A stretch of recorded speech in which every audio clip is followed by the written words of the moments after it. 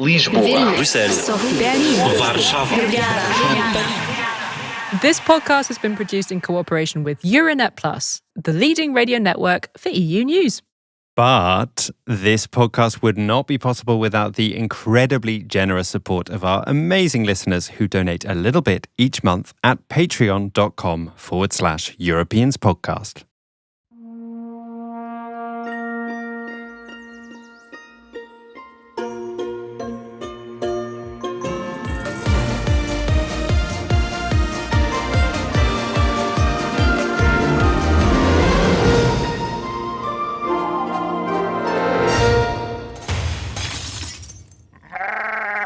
Hello and welcome to the Europeans podcast, your guide to absolutely everything that happens on this continent, or at least 3 to 5 things every week.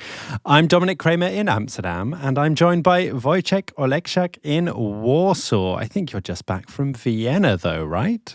Yes, hello. In Warsaw, back from Vienna. How was Vienna? Because you were there just before the Eurovision Song Contest happened, I think. Yes, I wasn't there for Eurovision contest, but I left the night before the actual contest took place. And I have to disappoint you. It's not like it looks in the television. It's not like the whole city is like constantly parading and having fun and, singing all those songs. I could barely see any traces of Eurovision in Vienna. And I actually took quite a few walks and it was just nowhere to be seen. That's so interesting. I guess you were just not in the right neighborhood? Maybe just Vienna understood that I'm semi-boycotting the competition this year and just didn't want to impose Eurovision on me. It could have been that. And have you eventually watched any glimpses of that? In the end, I actually did go and watch it with my neighbors because there's a neighbor kid who loves watching it with us and our friends, and it just felt too sad not to watch it with him. It's the one night he's allowed to stay up until late, but it was quite a stressful watch. It's kind of lost some of the joy for me. And I saw on our Patreon community chat group, everyone saying they didn't watch it. Katie asked, who watched Eurovision this year? And everyone was just not me, not me, not me, not me. And I don't know whether our listeners are representative of the wider European public. I haven't seen the data yet, but yeah, it is becoming a more complicated competition to watch, I think, for many people. Yeah, I also watched glimpses of that just because my wife wanted to watch. And I was I just couldn't get emotionally involved. Whereas, the last couple of years, I was really into that and I was cheering for stuff and really enjoying the experience. And now just it seems like some fun, some joy of it is gone. That said, I am happy that Bulgaria won. Ranga. Yeah, it's a great song. It's nice that it was a slightly unexpected winner, and whether or not you like the song, the choreography and the staging was just so good. Yeah. And she seems like a totally charismatic, wonderful person. I agree. Anyway, that's all the Eurovision chat for today because we've got a lot of other things to talk about. We're first going to be heading into Good Week, Bad Week. What have you got in store for us there, Wojciech? So today I'm going to talk about the drone strikes that reached Moscow this last weekend. How about you? I'm going to be looking at yet another landmark German court ruling, this time one that has big consequences for our chocolate bars. And then later on in the show, Katy will be back and we'll be calling up a sporting world champion. I think it's the first time we will have had a reigning world champion of any sport on the show, in fact. But honestly, you may question whether or not we should really call this competition a sport because it's the World Microsoft Excel Championships, spreadsheets. Yes, that's something that exists, and the reigning champion, Ireland's very own Diarmuid Early, will be joining us later on in the show for a totally lovely conversation about why the world needs this Excel Championship and how he ended up winning. That's coming up later, but first, it's time for Good Week, Bad Week. Good week, bad week. Who has had a good week, Dominic? Well, this Good Week is the part of the show that is made in collaboration with our radio partners across Europe at Euronet Plus. And I'm giving Good Week to the fight against shrinkflation. And I must apologize because this Good Week is yet another story centered around a German court ruling. Apparently, I'm obsessed with the German courts at the moment. As a German. They've been giving. Anyway, before I go any further, do you think everyone knows what shrinkflation is by now? I mean, do you know what it is? Yes, I know, but when I saw the term, when you offered this to cover this, I had to think twice. So maybe let's go with this first. Okay, so it's this phenomenon that we've all been dealing with quite a lot over the past few years, whether we've realized it or not. But the practice does go back way longer than just the latest cost of living crisis. And it's when companies decide to make their products smaller whilst maintaining or increasing the price of the product. So not only are we dealing with the challenge of ever increasing prices, but we are also now, in some cases, receiving less of the product. And one of the big problems with shrinkflation is that it is sneaky. Customers usually don't realize they're getting less of the product. I don't know about you, but I generally don't keep track of how much each product I buy weighs. Yeah. So the big question around shrinkflation is what responsibility should manufacturers or retailers have to disclose the shrinking of a product? And that transparency is really important because the shrinking is frankly unlikely to stop happening. I mean, maybe it will happen a bit less if manufacturers or retailers are forced to be totally upfront about the shrinking. But all that was a very long introduction to the Good Week news. This week, a regional German court in Bremen ruled that the company that owns Milka, you know, those classic purple alpine milk chocolate bars, they misled the customer when reducing the size of their chocolate bars but keeping the packaging size the same. Actually, that's something I wanted to tell, that I feel like I'm buying bigger packages every week and there's less of the goods inside of these massive packages. Yeah, it's a common occurrence. And so did Milka not state the correct weight of the product on the packaging? Actually, no, that's not the case. The weight was correct. So the smaller bars were a millimeter thinner and went down from a weight of 100 grams to 90 grams. There is no accusation that they mislabeled the weight on the shrinked chocolate, but the deception was in the fact that there was no clear explanation or warning that this package contained less chocolate than people are used to. And other than seeing that it said 90 grams now instead of 100 grams, the packaging just looked like the normal purple packaging of this beloved alpine milk chocolate bar. And that's why the court ruled against the company, a company called Mondelez International. It's a US-based company who now own Milka. This is a hard blow. So actually, recently, I really stopped eating too much sweets, but I've been addicted to like just this very, basic Milka chocolate bar. Oh, really? Yeah, and I had not noticed that the bar is now lighter and smaller. So the chocolate bar got smaller. There wasn't a clear indication in the packaging that this had happened. And the price didn't go down, right? I don't think I paid less for that recently. No, actually, the price didn't only not go down. The price actually went up whilst the chocolate got smaller. So it went up from 149 to 199 euros. Ooh, that's a big increase for less chocolate. I wish we had a spreadsheet that would just give us a sense of how big of an increase is that. Well, I'm sure if our upcoming guest was here, he would be able to do that in a blink of an eye. But I have no idea how spreadsheets work, as you're about to hear. But it is a pretty scandalous increase in price and reduction in chocolate, I would argue. Mondelez claim in their defense that they had stated on their website and on social media that their bars were getting smaller. So they thought that was enough, combined with the fact that the packaging does say how heavy the bar was. But the court didn't agree with them.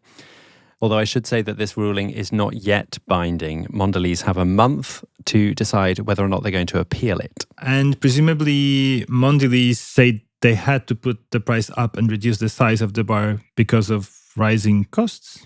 Yes, absolutely. And to be fair to them, the price of cocoa and milk have increased a lot in recent years. Since 2023, cocoa prices have risen massively due to a range of reasons, including crop diseases and extreme weather caused by climate change in West Africa, where about 70% of the world's cocoa is produced. And these price increases are probably in part why Mondelez saw a significant drop in net profits in 2025, down by just under 50% on the year before.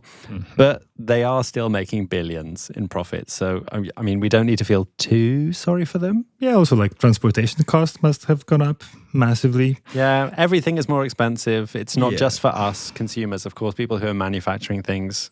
Everything is getting more expensive. Okay, so an unpopular take, especially for someone who has just stopped eating Mondelez products, but maybe it's good for our health if the chocolate bars get smaller. Wojciech, get ready to receive some angry emails. But I also had that thought. I'm often trying to eat less of many of these products that are shrinking. So this is like an easy way to do it. And it is interesting that the focus of these shrinkflation stories is very often around food or drink that's not particularly healthy for us. On the other hand, it's by no means a phenomenon that is only affecting less than healthy products. I mean, it also affects necessities like toilet paper, for example. This court case was brought forward by the Hamburg-based consumer rights organization Verbraucherzentrale Hamburg. And they have a long list of products on their website that they believe are deceptively labeled in Germany because companies are not being transparent about their reduction in size. They describe these deceptions as hidden price increases. So even if the price itself doesn't actually go up, if the product's getting smaller, then it's kind of a form of inflation. Hence shrinkflation. And they actually release a kind of product of the month, like a rip-off of the month, where they highlight one particularly egregious example of shrinkflation each month. And there was I love it. one really rather shocking example that I found from a recent month from the German company Dr. Oetker, whose cheese crumble baking mix now contains only 370 grams instead of the 730 grams it used to contain. At the same price? No, well, in this case, the price was slightly reduced, but it still represented a hidden price increase of almost 90% when you looked at the price per gram. Brutal. Now, I should say that Dr. Oetker claim that this smaller product is a totally new product. They say it's not a shrinking of the old 730 grams product, but yeah, the Hamburg Consumer Rights Organization say it's the same recipe, half the contents, it's shrinkflation. Dr. Edgar was supposed to be smart, but I don't think it was. Yeah. You said you've recently noticed some products that you felt were smaller or more empty than they used to be. Have you got any examples from your own life? Yeah, I would say the dishwasher tabs. You know, the massive bag I bring back home is like, it should last for a year, and then there are like 15 tabs inside. I'm like, what the hell? Yeah. Oh, yeah. Well, there are just so many examples. It's like impossible for any one person to keep on top of it, let alone a consumer rights organization. But yeah, I mean, it could be that this Bremen court ruling could force wider change in the German retail industry anyway. We'll have to see if Mondelez appeal and what the outcome of any eventual appeal would be. But the court ruled that these Milka packages were not in compliance with German competition law. And retailers will, I'd imagine, want to reduce their legal risks. So maybe some changes will start happening soon. I did actually hear someone make an argument that was quite interesting, that it's better in some cases to keep the price lower and just make the product smaller, because some people on lower incomes could not ever afford to pay any more than they're paying already, and it's better for them to have a product they can afford, even if there is less of it. Yeah, what do you think of that argument, Wojciech? That's a fair point. Maybe there should be like two options for you to choose, like a bigger bar at the new price and a smaller bar at the old price, let's say for chocolate. Yeah, and as I said earlier, I think it's really just about the transparency of it. Like, they shouldn't be tricking people into this. But I mean, in this Milka case, the price went up as well as the size of the product getting smaller. So I could understand that in some specific cases, this might be a fair decision if costs are going up. But transparency is key. Yeah, exactly. And are there any countries where there are laws that insist upon transparency of that sort? Yes, there are actually a few examples of pieces of legislation in Europe that have been popping up lately to try and force retailers or manufacturers to be transparent about their shrinkflation. France actually has a policy that's been in place since 2024 that requires large supermarkets to inform customers transparently about products that have reduced in size but have not gone down in price. And the French supermarket chain Carrefour had actually been doing it for some months before that law came into force voluntarily. I guess they thought it was good publicity for them, or they just thought it was the right thing to do. Hungary also has a similar law, and as of last month, Austria joined the club. All of them are slightly differently worded from country to country. And in Austria's case, I read some criticisms that there are just too many loopholes and that the law doesn't apply to enough shops or types of products. But it is a start. There's also an Italian law that was set to come into force last year, but was postponed because the European Commission opened infringement proceedings against Italy around this law. The Italian law was different to the French, Hungarian, and Austrian approach. They all focus on the retailer communicating the decrease in size. So, like the supermarket, generally it's only larger retailers. In Italy, their law asked the producer of the products to affix a specific label on the packaging of the product itself, alerting the customer to the reduction in size. And what would have been wrong with that? Well, the European Commission thought it was a disproportionate step and that it would cause problems for the single market. So products would have to have different labeling in Italy from the rest of the EU. And that's something the European Commission don't like. So we'll have to see what happens with that law, which is still pending. Oh, and I didn't even get into skimpflation. Do you know what that is? No idea. So that's when producers lower the quality of a product in order to save money in the production process and sell it as if it's the same product. So like there are examples of sausage makers including less expensive pork content in their sausages, for example. I think every product is an example of that. Yeah. You think about, hair dryers, everything like. Yep. We're living in a depressing time of skimpflation, that's for sure. Skimpflation. Oh, that's a new word. Thank you. Anyway, thanks to the court in Bremen, I think we can argue the fight against shrinkflation is moving in the right direction this week. Yes. Who has had a bad week, Wojciech? I'm giving a bad week to Russian citizens, and specifically Muscovites, who've just lived through one of the biggest Ukrainian drone attacks on the city so far.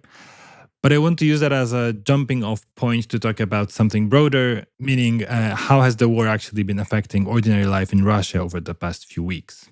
So, quite rightly, the journalistic focus in Europe is usually on the unimaginable suffering that this terrible war has brought to Ukrainian families, loss of life, displacement, and destruction that can never be undone.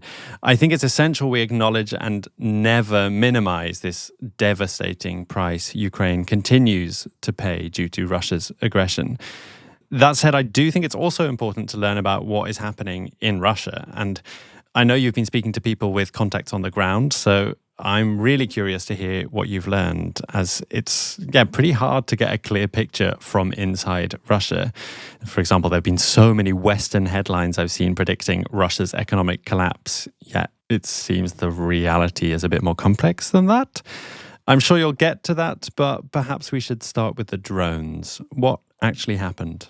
Yes, the drones. So we're recording this on Monday, the 18th of May. And overnight on the 16th to 17th, the wave of Ukrainian drones reached Moscow in what looks like one of the most significant and successful attacks of this kind so far. When I woke up on Sunday, I was scrolling through dozens of videos on Telegram like this one. Дымит, блядь. Въебался. Сбили, походу. Ебать! Охуеть! Ой, ёбаный. Ебать, сейчас звук будет. That's someone watching a massive cloud of smoke rising several blocks away, and then more strikes follow, and the person follows with, well, a wide array of obscene words. And the attack reportedly caused serious damage to the Moscow oil refinery, 2 oil pumping stations, and a semiconductors plant also working for the military. How did they do this? Like, Moscow is deep inside Russian territory. Isn't it like 500 kilometers from the nearest Ukrainian border? At least. And possibly more depending on the route and where the drones were launched from. And what's striking to me is that Moscow's air defense, which Russian state media has repeatedly described as an impenetrable dome, simply just, it wasn't up to the task. Ukrainian intelligence apparently found blind spots, and the sheer volume of the attack was too much to handle. Even more significant, the drones used were predominantly Ukrainian-made, designed and produced in Ukraine, so we should expect more. Wow, Ukraine really is becoming a drone powerhouse. I mean, we spoke about it on the show a few weeks ago that they were even advising the US on drone strategy in the Middle East conflicts. Do we know if these attacks will actually disrupt Moscow's economy or people's daily lives in a really meaningful way? Yeah, so that's the question I've been asking myself, every time I heard news about drone attacks. And there's a lot to unpack. So first of all, Russian authorities have just introduced new restrictions on reporting drone strikes, meaning citizens are no longer allowed to publish photos, videos, or any information about such attacks without official permission. Okay, so it's a full information embargo, even more censorship. And I really can't imagine a private person going to an office in Russia and actually applying for that permission. So just these messages won't appear. And since only media outlets could theoretically do so, and those are already under strict state control, what this tells us about Russia is that the authorities are genuinely worried about citizens piecing together things through social media. And, whether these specific attacks cause serious infrastructure damage, I honestly can't say with certainty. It's too early. But as a moment in the information war between the two countries, it really feels significant. And what did the Russian media actually say about these attacks? Well, first of all, not much. And then, for example, Rossiyskaya Gazeta led with, quote, "For the first time, Russian air defenses shot down more than 1,000 drones in 24 hours. End quote. State TV ran a segment, maybe a minute long, focused on civilian casualties because 4 people were killed and 12 were injured. And none of this is technically untrue, but also none of it acknowledges that Ukrainian drones are becoming an increasingly serious problem. Yeah, and it has felt like every single morning for like the past month or so, I've opened the news and there's yet another strike on Russian territory. Yeah, for at least 3 months, Ukraine has really intensified its campaign against Russia's critical infrastructure, especially facilities involved in producing and transporting oil. Some attacks have more of a psychological effect, but others cause real damage, like the repeated strikes on the Black Sea port of Tuapse, which is a key part of Russia's oil export infrastructure. The attack was devastating enough to cause what's been described as a localized environmental disaster. It caused dense smog, soil contamination, and oil slicks stretching over 70 kilometers of coastline. Wow, that's brutal for nature. I mean, for everything. I have a lot of conflicting feelings. But are these kinds of attacks seriously undermining Russia's economy? Or are they pushing things towards the negotiating table? Or am I being naively optimistic? Well, I think all of it to an extent. Just like you mentioned before, I'm sure our listeners have seen the headlines such as, Russia's economy swaying, life getting harder and harder, revolt is coming, or recently there was some reports of the former war minister Shoigu plotting against Putin. And look, I've been endlessly frustrated with this type of coverage because for a long time I couldn't find any hard evidence to support any of it really. It seemed like Russian economy is almost immune to the bad effects of the prolonging war. But, and this is a very genuine but, for the first time since the full-scale invasion began, I'm actually seeing concrete signs that things are not going Russia's way. And what do those concrete signs look like? So I never told you about that, but I've been looking at the Rosstat, the Russia's Federal Statistics Service, for years, in my free time. Wow, are you obsessed with Rosstat as Katy is with Eurostat? I might be. It's really interesting. So, that they might not be 100% credible, but they have to have some rapport with reality. And then, if these numbers are showing some trends and they are not favorable for Russia, you immediately extrapolate that this thing has to be really big if they didn't manage to hide it. And in the economy, there are things you can hide and there are things you can't hide. So they cannot be completely detached from how the economy is actually performing. Mm-hmm. Russia ended last year with a significant deficit, and preliminary estimates suggest that in the first quarter of 2026, GDP actually contracted for the first time in 3 years. And for a country that's largely cut off from international borrowing and is spending an extraordinary share of GDP on the military, that is really alarming. And what does that actually mean in practice in terms of Russia's military capabilities and their threats towards Europe? I don't want to say anything definite because basically the only answer to any question about Russia is I don't know. But I think that Russia has entered what you might call a polycrisis of their own. And many of the threads lead back to the decision to invade Ukraine. So, strategically, the war is a mess, a stalemate, a grind, costing an internationally sanctioned country millions every day. Inflation is officially reported at around 4 to 5%, but translates to something like 13-14% rise in the cost of living for regular people. In the latest approval ratings from Levada, the only independent polling institute, Putin and his government are at their lowest since before the war. These are still high numbers in absolute terms, but the trend is clearly moving in the wrong direction for him. Mm-hmm. But maybe most importantly, only 1/4 of Russians support further military actions in Ukraine, and as many as 2/3 are supporting peace talks. And of course, due to rejection of response rates, Levada's numbers have to be taken with a pinch of salt, but these numbers were a lot higher a year ago. And life in Russia, even in Moscow, has become noticeably harder. Yeah, so you actually spoke to people with close relatives still there, right? Yes, I did. I have friends who left Russia long before 2014, but some of their family stayed. And the picture they painted isn't pretty. There's a massive information fog. Officially, there's no war, as we know. It's a special military operation. But at the same time, there's an enormous propaganda campaign everywhere you look. There is glorification of the heroes of this war in the media. They visit schools. And internet censorship is becoming more and more acute. Recently, even Russia's favorite messaging app, Telegram, was officially banned in Russia. So people turned to VPNs, but these are being gradually blocked too.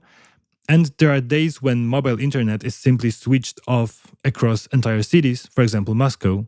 And that paralyzes the city in a way that's genuinely disorienting. Like, you have no navigation, no contactless payments, no ride hailing, just nothing. Yeah, and Moscow is enormous. I can't quite imagine trying to navigate it in 2026 without a smartphone. I absolutely don't know how they do it. And it really kind of turned back the clock because, for example, ordering a cab by phone is back in the game. But also drivers get used to GPS. So with no access to GPS, they might not know the address. So you end up trying to find each other on a street corner and it all just turns into a cat and mouse game. Also, Sberbank micropayments don't work, which are like the default payments for Muscovites and for Russians. People want cash, but apparently these new present-day cash machines also use mobile data transfer, and most of them are also out of order on such days. This sounds like some quite big-time chaos. Right. And also, on top of that, traveling outside Russia has become very difficult too. If you want to go west, you're routing through Istanbul. Your Russian bank card doesn't work abroad. Sometimes your phone doesn't either. You essentially need someone to meet you on the other side and cover costs for you. Though it's worth saying the vast majority of Russians never traveled internationally to begin with. So this isn't a blow that reaches everyone equally. And what about Western products? Have they really completely vanished from the shelves? This is my favorite part. So not vanished exactly, but they are almost entirely replaced by other products. The shelves aren't empty, they're just full of Russian substitutes, or as one person put it to me, goods from, open quote, countries you'd barely heard of before. And there are some amazing examples. For example, McDonald's is gone, it's nowhere to be found, but it was replaced by a chain called Вкусно и точка, which is Russian for tasty, full stop. And it uses the same locations, same equipment, same menu, more or less. Then luxury goods from Western Europe, French wine, your Parmigiano, Reggiano, they're just gone. But you might find some Georgian wine and maybe a cheese that was made in Kazakhstan that is kind of similar to Parmigiano, Reggiano. But one person I spoke to put it well, and she said that most people could never afford anything better than doktorskaya kolbasa, which is the doctor's sausage, the basic staple sausage. It was always there, it's still there, and people just don't care. And last but not least, the number of people who left the country is just staggering. The same person who told me about the doktorskaya kolbasa told me that if she went back to Moscow today, and she hasn't since the full-scale invasion because she's just afraid to go back, she would have had a hard time seeing anyone except for her mother. Cousins are in Georgia and Australia, friends are in Western Europe, and she said it's a desert, basically. Obviously, this war has had a huge impact on families across Russia. But if we look at the purely economic impact. Would you say it's gotten harder for the urban middle class specifically rather than the working class? I mean, yeah, the urban professional class has lost a lot. All these cosmopolitans' freedom that we enjoy as Europeans, the imported goods, the easy internet. And I think that less privileged Russians who lived a pretty basic life before lost a lot less. But what's sinking into the reality of all sorts of Russians is the information about drone attacks on the Russian territory and the apparent double-digit inflation. These are the first real cracks I can point to in the idea that Russia is completely, insulated from the consequences of this war. One of the people I spoke to ended our conversation with something that stayed with me, and she said, open quote, "It feels like only now, 4 years in, people are starting to realize this is their war too," end quote. And I think this is a testament to propaganda's power, but on the other hand, it does feel like something is eventually changing. And where is this leading then? Does this all push Russia towards the negotiating table? I don't think so, not anytime soon. Everyone is held hostage by this war. The Russian economy has been restructured around wartime conditions. So, what happens to it the day after peace? I don't think there's a plan for that. Putin promised a dazzling victory in Ukraine. How does he walk away without losing face? And Zelensky, too, who has staked a lot on not ceding any pre-war Ukrainian territory, doesn't have an easy exit either, even if he hinted on being less rigid on that front. But the ray of hope I leave you with is that there are cracks. More people in Russia than ever before seem to have genuinely mixed feelings about the war and the direction the country is heading. That feels like more than I could say a year ago, when I could see essentially nothing moving. Well, that's a kind of bleak ray of hope, but I'll take it. It is bleak, but I'm really happy to be able to finally come on the show and talk about this, because I was thinking about it for quite a long time and there was really nothing I could report on that wouldn't be very grim. So I think it is a lot given how tragic this war is. Well, thank you for telling us about it, Wojciech, and for calling up all those people. That was a pleasure. Welcome to the part of the show that, depending on the day, we call Business Corner, or the Begging segment, or the Patreon's Worshipping segment. And today is going to be all three at once. So bear with me, because I have a little story to tell. I've just come back from Vienna, as we stated before, where I took part in the closing event of a 2-year fellowship program I've been part of, a program for investigative journalists ran by the Balkan Investigative Reporting Network. And I spent a few days and nights in a room with 8 other journalists talking about our work, our obsessions, our burnouts, our dreams. No wonder you're getting burnout if you're spending days and nights. You should sleep. No, that's not what journalists do. And, these are genuinely exceptional people. Some of the sharpest investigative minds from their countries, deep specialists with real passion and real experience. And you know what? Most of them are seriously struggling in the current media environment. Which, rather than being depressing, actually tells you something important about how brutal the environment is right now. Because if these people are finding it hard, it's not a personal failing, it's the conditions. Which brings me to 2 things. First, we are genuinely deeply grateful to everyone who supports this show financially. That support is the only reason we can deliver this show to you fully independently, without corporate influence, without having to make concessions, without having to ask ourselves whether someone at the top will like the story or not. That's not nothing, that's everything, actually. This week, this group of fantastic people who support us was joined by Veronica, Emma, another Emma, and also from Sweden. Hello, Emmas. Irmina, William, Holly, Josip, Michael, and Gabe. Thank you all so much. Thank you, all you Emmas and all you others. Second thing is, and just like in my Russia segment, I'm seeing signs of a change. And it is also a positive change. Our growth rate in recent months has been considerably higher than inflation. And it not always has been like that. New people are joining every week, including people who are, let's say, allergic to American tech platforms and Patreon specifically. And these people have started supporting us directly through our website instead, which we really appreciate. But we are still in a bit of a fragile place. We are still quite away from where we need to be to feel genuinely secure. So if you'd like to help make sure this project keeps going and keeps being an alternative to legacy media, please do consider supporting us either on Patreon or directly through our website. Every contribution, whatever the size, gets us closer to the thing we're actually aiming for, being able to do this sustainably, independently, and for a long time. Thank you. And now, on to the interview.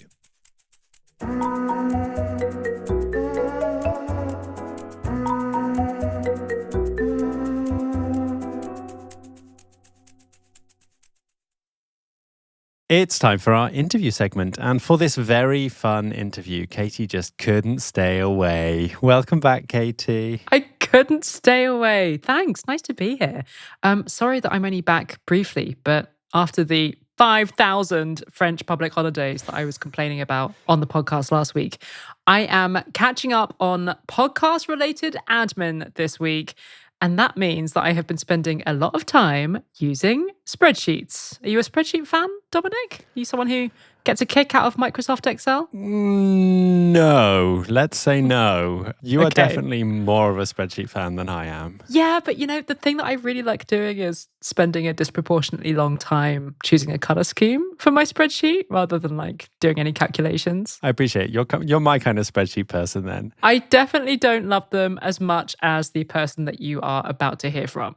A few months ago, via the magic of the internet, I learned about a rather delightful, if ludicrous, event called the Microsoft Excel World Championship, which is basically a maths puzzle solving competition using the world's most hated office tool, Microsoft Excel.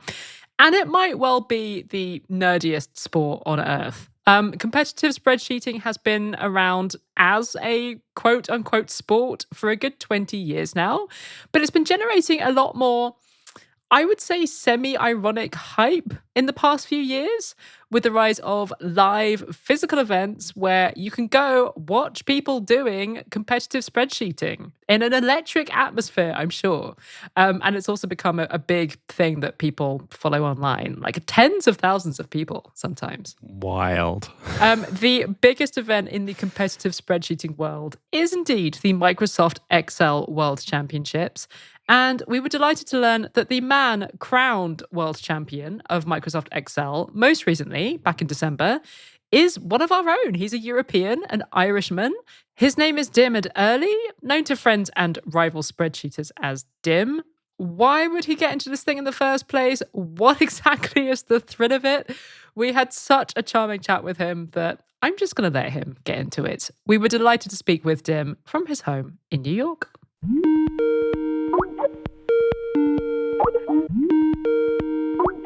Dim, it's so great to have you with us today on the Europeans. Thanks, it's good to be here. First of all, why is there a World Excel Championship? And is it not the nerdiest, most excellent thing ever? Why? I don't know. I guess because it's there. Why do people climb mountains? Why do people try to do Excel things really fast? I don't know. For fun, for a challenge. Maybe a different approach. How did it become a world championships? Who thought this up? How have we got here? So it changed a bit over the years, but there was two guys in Australia, Johan O'Doux and John Persico, started the original thing back in 2012. At the time, it was like a financial modeling competition specifically. So it was, here's a bunch of detailed assumptions about a company and, I don't know, how they're going to invest and depreciation and tax policy and all kinds of things. And you would beaver away for 2 hours and build a model forecasting their financials and their value and all that stuff. And, it was fun to those of us who were into it, but not ever intended to be a spectator sport. It was all kind of closed door testing. They ran that for many years and then eventually went off and did other things. And then one of the guys who had been a finalist of that competition started the Financial Modeling World Cup, which was, again, pretty similar, but then had this sort of vision in parallel of, we could make this more spectator friendly. And so they started developing and now full on run this non-financial, non-technical Excel problem-solving competition, and it's all designed to be spectator-friendly, to be fun to watch, and they have commentators and all that. So, as a spectator of this sport, what am I actually looking at? And in particular, like, would I, as someone who is okay at spreadsheets, but not like a super wizard, would I be able to follow what's going on? Would you be able to follow it the same way that I would? Maybe not. I can look and see, oh, okay, yeah, they're trying to do it this way. Maybe that's a good tactical choice. Maybe it's not, blah, blah, blah. But there's like an element of excitement that you don't need that for because, they have like the live scoreboard, they have the commentators. They give you a bit of the kind of, oh, here's the formula this person is using, or here's the approach they're taking, and how does that compare to other people? But there's also just an element of, there's a bunch of tactics to it. Like there are questions that get locked out after a certain number of people answer them. There are timed eliminations. So whoever's in last place in the finals goes out every 5 minutes. So there's always this kind of element of drama, and the commentators are very, very good at kind of leaning into that. So I think a lot of people watch it without any idea what the individual formulas are, but still find it very exciting. The other bonus point is locked out, so he cannot score any more from that. Right? Okay. But he has a top score of... There it is. Oh, 5:26. is finished. Wow. He can go sit down. We have our champion. Diarmuid Early from Ireland.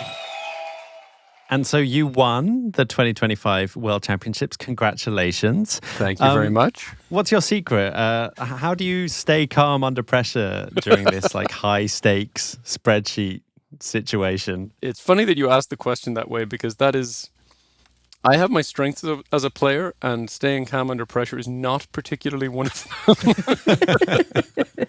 them. So there's something about the crowd that, at least for me, it sort of amplifies whatever is happening. So like they show you an outline of the question backstage because the questions are often kind of quite involved. And so you kind of have a few minutes to digest it and absorb it before you start solving. And at the point where I had read the question, I was like, okay, this seems like something I can do. I feel good about this. And it pretty much felt good the whole way through. And when it feels good and when it's going well and when you're kind of in the zone, you put answers in, you jump up the scoreboard, the crowd cheers, they put you up on screen writing some crazy formula, and a nerdy element of the crowd screams about that too. When it's going well, the crowd really amplifies that and it feels great.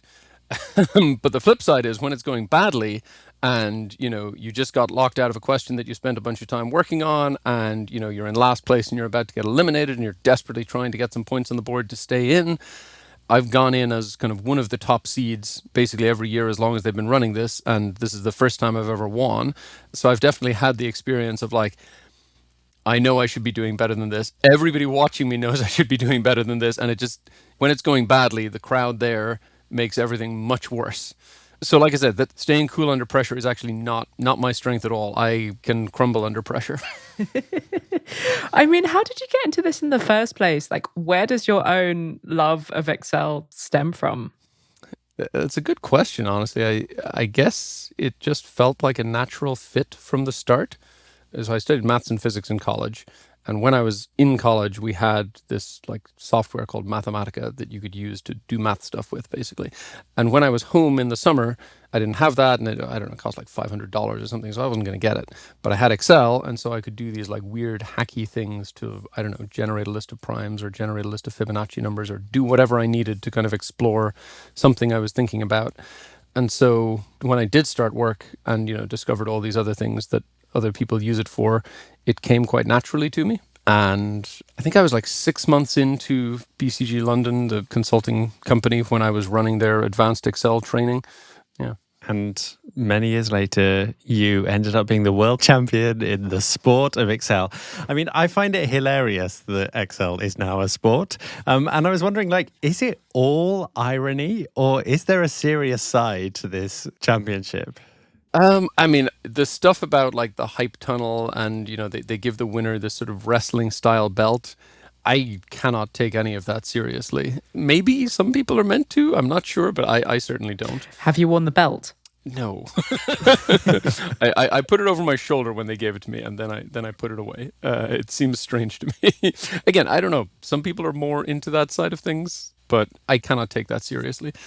But people really work and train at this, and also like people really advance in their careers because of this, including me. Like I got to do things because I was very good at Excel, in large part because I did these wacky competitions. Now I run my own business that is basically Excel Wizard for hire.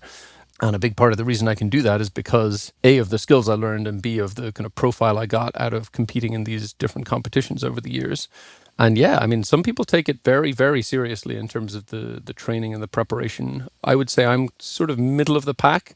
If it ever gets to the stage where it feels like a chore, I have to stop. But I enjoy it more than most normal humans would. So I do a good amount of it. What is the profile of the other people who enter the Excel Championship? Are they like all people who use Excel a lot in their professional lives? Are they all kind of nerdy, techie types? I mean, certainly mostly nerdy types. That's disproportionately what it attracts. But, there's some profiles you might not expect. The one that always comes to mind is there's a guy who's like a powerlifting champion in his weight class in the UK. Imagine if he got both belts, like a spreadsheet belt and a powerlifting belt. The funny thing is he very unfortunately narrowly missed out on being on the final stage in Vegas. So they send us through this hype tunnel, and he has this like crazy multi-turn flip that he's able to do that he was planning to do in the hype tunnel, someone told me. So we all missed out that he did not, but he'll be back. He's very good. So yeah, there's that, and there's like people who do Ironmans and marathons, and there is a mix, but it certainly does lean toward people who use Excel in their careers, as you'd expect. What is your all-time favorite use of Excel? Maybe that's a weird question. It might actually be one of the cases from this competition. Every round, there's like a new case, a new challenge that you have sort of half an hour to solve. And one of the cases in the quarterfinal this year, it was called Jumbled Jigsaw. And the idea was you had a jumbled set of jigsaw pieces as represented by data in Excel. So you had to kind of put the jigsaw together, but the aim was that when you did, you could kind of take this bunch of numbers that you had unscrambled and drop it into a sheet that had some conditional formatting on it, and a picture appeared. The girl with the pearl earring was the kind of final picture. And so this was like up on stage in front of lots of people. And so, the first time that somebody put in the answers and like revealed most of the picture and then like a few scratches through it, but you could see what it was, and the reaction to that was just like such a clever, original thing to do with it. It was great. Vermeer never expected that this is what his painting would inspire, but hey. If he was here today, first we would have to start by explaining what a spreadsheet is. I have an even nerdier question to finish on than what's your all-time favorite use of Excel, which is if you could ban one Excel function forever, what would it be? So I suppose I should preface this by saying, for those who don't know, the function flame wars are like a real thing in Excel. For the longest time, there's been, the battle between the people who use VLOOKUP and the people who use index match. And now if you mention either of those, you're kind of frowned upon because XLOOKUP is newer and better and blah, blah, blah.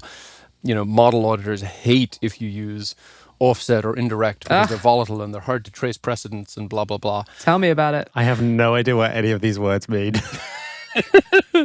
Nor should you, unless you work in, fairly advanced Excel. That's okay. But yeah, my not so secret is that I use all of them. All the functions that people tell you, don't ever use this, never, never, never. I have used them at times and would use them again. That's my spicy in a very narrow part of the universe take. I mean, straight after this call, I am going to get straight into the flame wars and go so deep down this internet rabbit hole. Thank you so much. This conversation has been an absolute joy. My pleasure. Thanks for having me. I didn't realize it until afterwards, but this was exactly the conversation that I needed right now. Like, the world is so bad and this is so good. Like, what could be purer than the Microsoft Excel World Championships?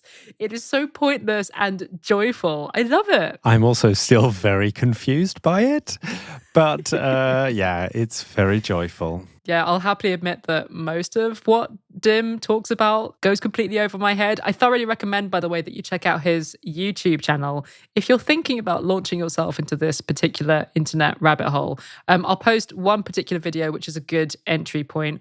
But yeah, like Dominic, most of it is just completely inexplicable to me, but it's still really fun to watch. And he's got a really relaxing voice. So I was thinking I might start falling asleep listening to Dim solving puzzles. Would that be weird? I think it's an honor. I think anyone you choose to go to sleep to should be very happy with that decision. You're just saying that because some people have said that they fall asleep listening to us, which I think means that we bore them. But hey-ho. Or that we are a calming presence in a very tumultuous world. Yes, let's go with that.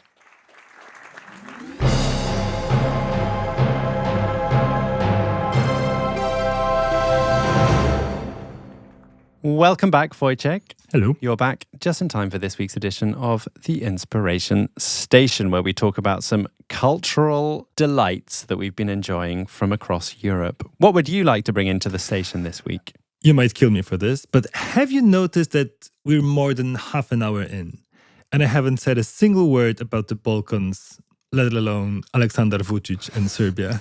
Well, you did mention the Balkan Investigative Reporting Network. Oh, that doesn't count. Well, but you're right, there's been no mention of President of Serbia, Aleksandar Vučić. I've restrained myself, but I have to tell you that the grace period is now officially over.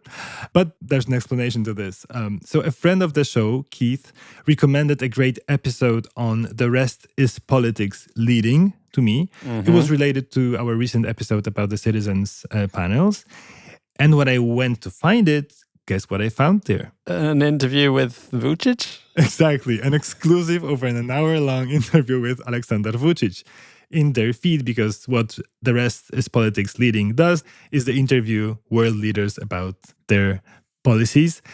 And for people not familiar with my fascination with Serbia and its current president, he's someone I've covered a lot also on this show, who's been facing enormous waves of protests for the past several months.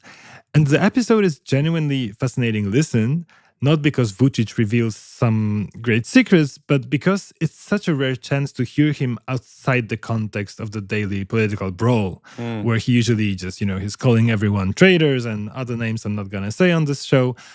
And most of the words he says in Serbia are only aimed to win a current domestic mini battle. Here he's noticeably more restrained, still deeply confrontational as he is. He can't help himself, but in a way that actually lets you understand the foundations of his worldview rather than just the performance of it. And as much as I fundamentally disagree with everything he said about domestic politics, I found interesting ideas in what he had to say about Serbia's place in the world between the US, Russia, China, and the EU. So I highly recommend it as a very good listen. Sounds good. I listened to their interview with Maya Sandu a few months ago, but haven't listened since. So I will go back and see whether I get as obsessed with Serbian politics as you are. I hope you won't. One person unlikely. is enough on the team. Okay, what have you been enjoying, Dominic? I read a longish and very thought-provoking essay by the Italian writer Francesco Pacifico about tourism in Rome, and specifically about American tourists. The first section of the piece is a detailed description of him observing an American family trying to order some ice cream in his home city of Rome. And it's perhaps actually quite a nice companion piece to Vincenzo Latronico's Perfection. That's exactly what I thought. Yeah. These little Italian observers, right? So if you joined our book club or if you read that book, I really recommend you check out this article. Pacifico is really confronted by the slowness of the Americans in choosing their gelato and their fascination with all the details, the history, the specific ingredients. And yet, to me, it didn't feel like a mean-spirited takedown of American tourists in Europe. It's more of a thoughtful reflection on the empire that is American tourism, the economic dependence Romans have on Americans, and also the erasure of authenticity that tourism has on a city like Rome. This is also actually a listener recommendation, so thank you, Britta, for bringing this article to my attention on the Patreon chat group. You can read the article online. It's called Are You Enjoying Our Linguini on the website of The Dial magazine. Oh, love the title. I'll share a link in the show notes. And actually, it's going to be published in print as part of a collection of essays curated by The Dial magazine called How We See It, The World Looks at America in the Age of Trump. It's looking at America from all these different parts of the world, including bits of Europe. That book will be out in just under 3 weeks. So check out this article and buy the book if you like it. Fantastic.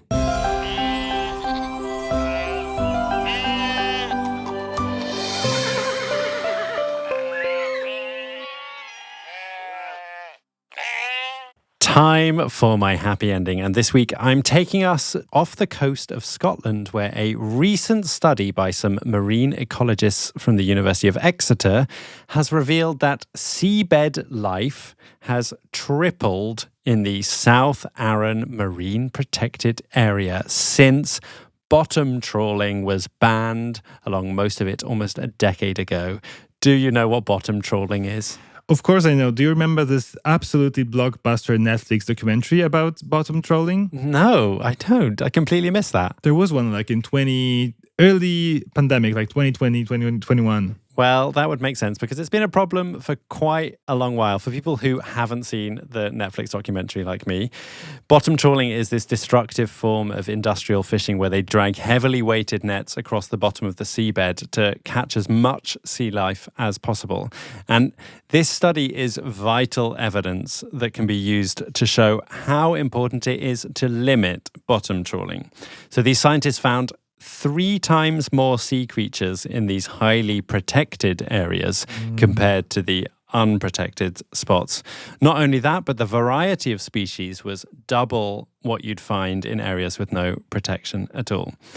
The researchers actually found more than 150 species in just one small sample of the protected part of the sea floor. So this is happy news, although also a reminder that Europe needs to get its shit together when it comes to trawling practices.